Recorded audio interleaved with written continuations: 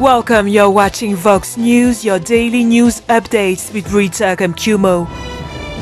Our headlines today: the Ghanaian army steps in to quell a parliament clash ahead of the body's swearing in.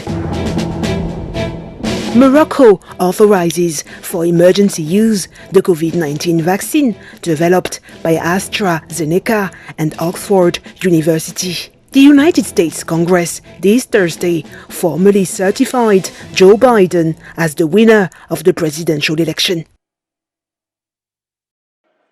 Our top story today: unrest broke out this Thursday at the opening session of Ghana's new parliament, following parliamentary and presidential elections held on the 7th of December.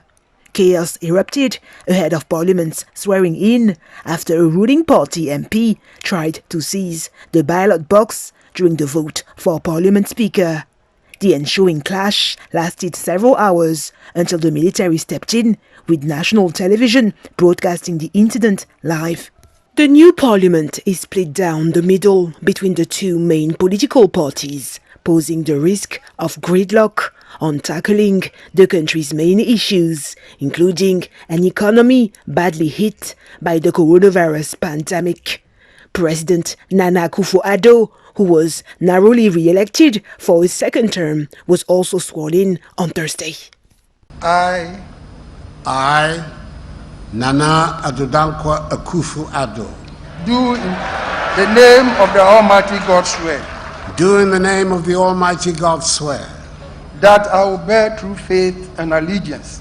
That I will bear true faith and allegiance. To the Republic of Ghana. To the Republic of Ghana. As by law established. As by law established. That I will uphold. That I will uphold. The sovereignty and integrity of Ghana. The sovereignty and integrity of Ghana. And that I will preserve. And that I will preserve. Protect. And defend. The Constitution of the Republic of Ghana. The Constitution of the Republic of Ghana. So help me God. So help me God. Akufo-Addo's sworn-in followed a close-run presidential election against his rival and predecessor, John Mahama, who has rejected the results. In Sudan, the United States Embassy in the capital Khartoum announced on Wednesday the signature of the Abraham Accords between the two nations, under which the Northeast Africa country agreed to normalize ties with Israel. The signing came during an unprecedented visit to the country by United States Treasury Secretary Steven Mnuchin, less than a month after Washington removed Sudan from its state's sponsors of terrorism blacklist. Wednesday's signing made Sudan the third Arab nation to sign the Abraham Accords after the United Arab Emirates and Bahrain last year. The Sudanese authorities described the agreement as an important step for their country. In Uganda, the Human Rights Network for Journalists in the country denounces unprecedented violence against reporters by security forces ahead of the presidential election scheduled for the 14th of January.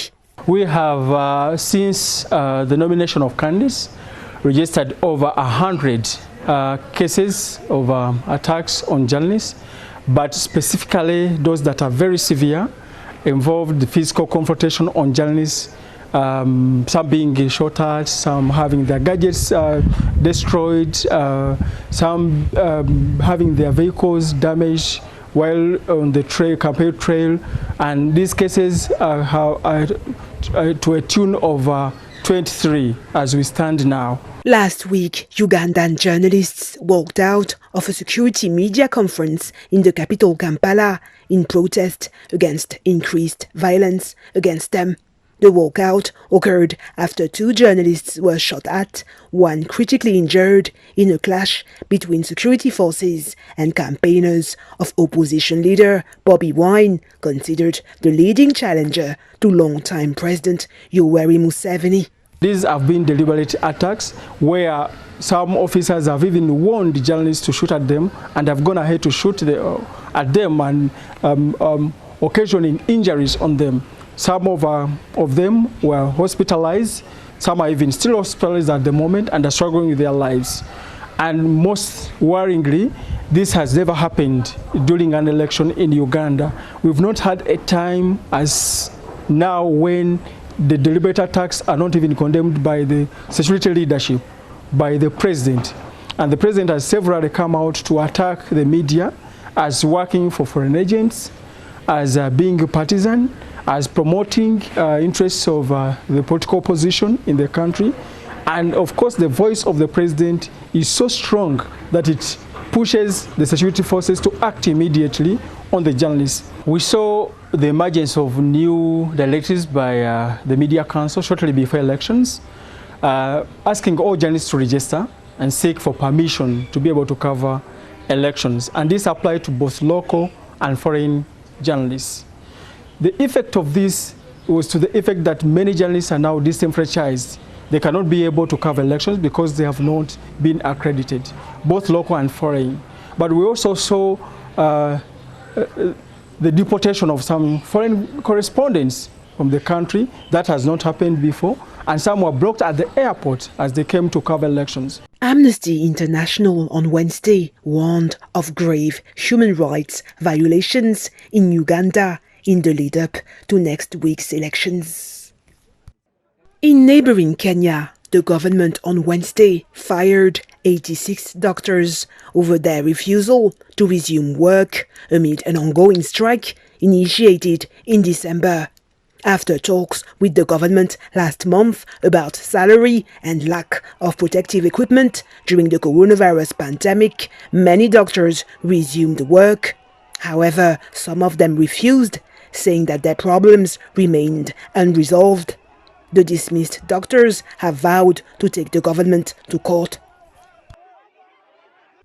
Meanwhile, on the health front, Morocco on Wednesday approved the COVID-19 vaccine developed by AstraZeneca and Oxford University for emergency use.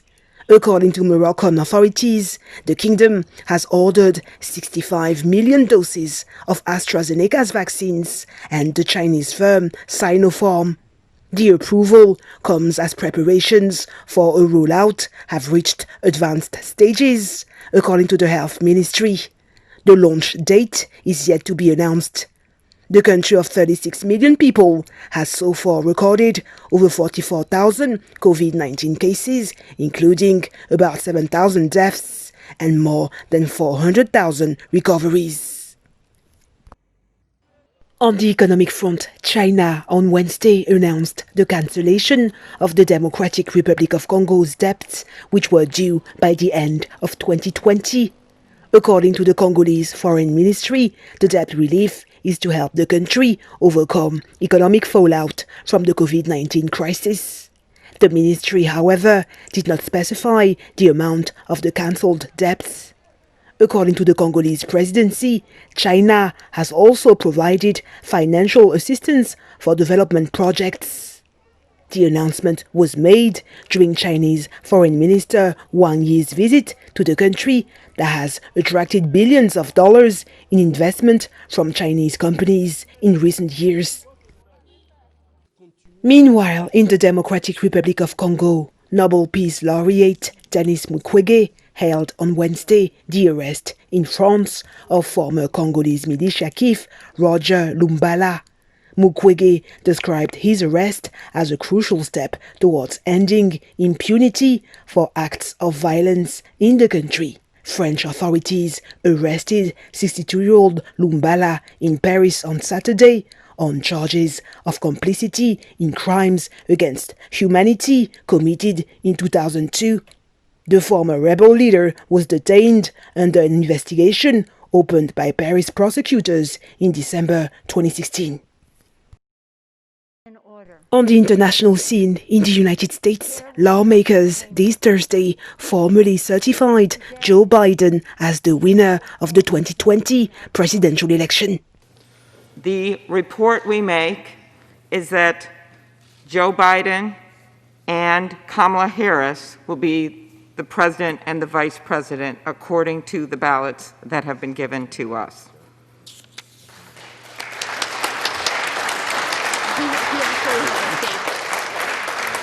statement. 306 electors voted in favor of Biden against 232 in favor of outgoing President Donald Trump. The vote result followed a joint session of the House and Senate on Wednesday that was interrupted by Trump supporters who stormed the United States Capitol, bringing mayhem to the seat of government. The incident was firmly condemned by United States Speaker of the House, Nancy Pelosi. The House will be in order. The chair will address the chamber. Today, a shameful assault was made on our democracy. It cannot, however, deter us from our responsibility to validate the election of Joe Biden and Kamala Harris. For that reason, Congress has returned to the Capitol. The United States former President Barack Obama and Secretary of State Mike Pompeo also condemned Wednesday's incident. Last but not least, in the United States, Green Dot Corporation's president Dan Henry rang the closing bell at the New York Stock Exchange on Wednesday. The Dow ended at a new record as Wall Street brushed aside mayhem in Washington after supporters of outgoing President Donald Trump stormed the United States Capitol. That's it for today. Thank you for watching Vox News.